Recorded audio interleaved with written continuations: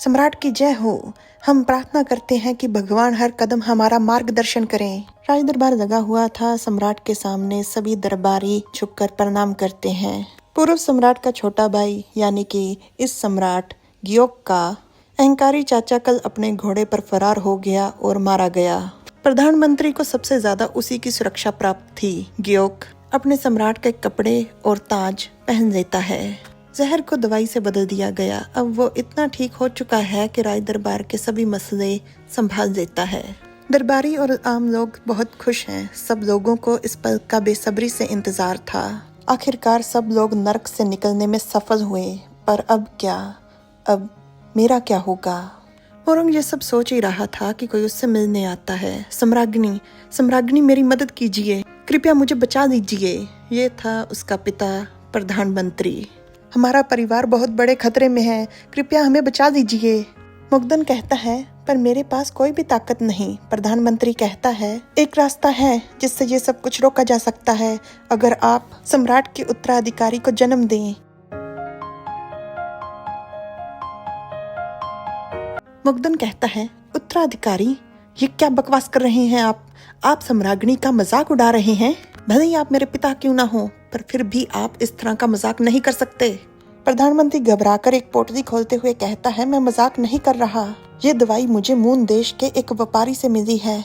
ये एक गुप्त दवाई है। इसे खाने के बाद लड़के गर्भ धारण करने के काबिल हो सकते हैं। मुग्धन कहता है, लड़का गर्भ धारण करेगा? ये किस तरह की बकवास है? प्रधानमंत्री कहता है, अपनी माँ का सोचिए जरा।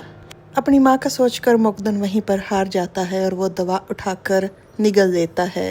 दवा खाने के बाद उसकी हालत बहुत खराब हो जाती है। वो मन में कहता है, एक लड़के का गर्भ धारण करना नामुमकिन है, पर दवा खाने के बाद मेरे पेट में इस तरह से इतना ज्यादा दर्द क्यों हो रहा है? बहुत दर्द हो रहा है। मुझे ऐसा महसूस हो रहा है जैसे मैं मरने वाला हूँ। माँ, मुझे बहुत डर लग रहा है। मुझे आपकी बहुत याद आ रही है। माँ। एकदम से मुग्धन होश में आता है। उसके कपड़े बदले हुए हैं, वो अपने बिस्तर में है।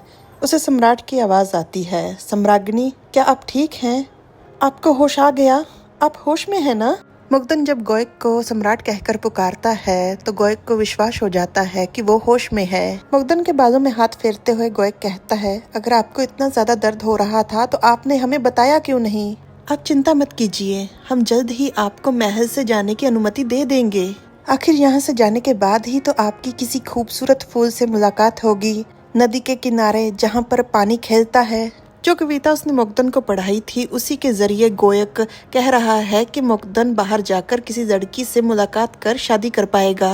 ये बात सुनकर मुग्धन का दिल जोर से धड़कना शुरू कर देता है और वो मन में कहता है, नहीं, अगर मैं यहाँ से चला गया तो मेरी माँ का क्या होगा? और गोयक को कपड़ों से पकड़ अपनी तरफ खींचते हुए कहता है, सम्राट, क्या मैं आपसे एक एहसान मांग सकता हूँ? कृपया मेरे साथ सोइए। गोयक कहता है, ये आप क्या कह रहे हैं? ये मजाक करने का समय नहीं। गोयक अपना आपा खो देता है और चिल्लाकर कहता है, मैं मजाक नहीं कर रहा। मेरे साथ रात गुजारिए और मुझे अनुमति दीजिए ताकि मैं आपके उत्तराधिकारी को अपने गर्भ में धारण कर सकूं। कृपया मेरे पिता प्रधानमंत्री वी की जान बख्श दीजिए। प्रधानमंत्री के बारे में सुनकर गोयक एकदम सुन्न सा हो जाता है और फिर निराशा से कहता है, हमें तो पूरा यकीन हो गया था कि आप हमारे बहुत ही नजदीकी दोस्त हैं। हमने कभी भी अधिकारियों और दरबारियों की बातों पर विश्वास नहीं किया जब उन्होंने हमसे कहा कि प्रधानमंत्री वी का बेटा बस हमें मूर्ख बना रहा है। और आपने किस तरह से इतनी आसानी से खुद को अपने इन मूर्खता भरे शब्दों से इतना नीचे गिरा दिया। मुग्धन कहता है, सम्राट, मैं आपसे भीख मांगता हूँ, कृपया मुझ पर यह एहसान कर दीजिए। गोयक गुस्से से चिल्लाकर कहता है, लाल लालटेन जलाओ, क्योंकि सम्राज्ञी का आदेश है कि वो उत्तराधिकारी को अपने गर्भ में धारण करना चाहती हैं। मुग्धन से कहता है, अच्छा ही है, हम भी सम्राज्ञी को अब एहसान चुका पाएंगे हमारी जान बचाने का। गोयक एकदम से मुग्धन का कमीज उतार देता है। मुग्धन डर जाता है। गोयक चिल्लाकर कहता है, क्या अभी भी आप ये अपनी कामना पूरी करना चाहते हैं? ठीक है, अगर आपकी यही कामना है तो एक बार क्यों, जितनी बार आपकी इच्छा हो हम उतनी बार कोशिश कर सकते हैं। मुग्धन और गोयक दोनों ही झिझक रहे थे। मुग्धन अपनी कसकर आंखें बंद कर देता है तो उसके चेहरे को पकड़ गोयक कहता है, यहाँ देखिए हमारी तरफ। गोयक फूट फूट कर रो रहा था। हमने आप पर बहुत विश्वास किया था। हमने केवल आप ही पर विश्वास किया था। इतना कहकर वो मुकदन के सीने पर सर रखकर रोना शुरू कर देता है। मुकदन भी रोते हुए कहता है, सम्राट, मैंने बहुत बड़ा पाप किया है, मुझे मौत की सजा मिलनी चाहिए, पर कृपया आप मत रोइए, मैं आपसे भीख मांगता हूँ, मत रोइए। मुकदन पहले गोएक के आंसू पहुँचता है, फिर उसे कसकर गले लगा देता है। हालांकि वो खुद भी रो रहा था, पर उसे चुप होने के लिए कहता है। पर चाहे कुछ हो जाए, मुकदन अपना फैसला नहीं बदल सकता। Like, share, subscribe, comment.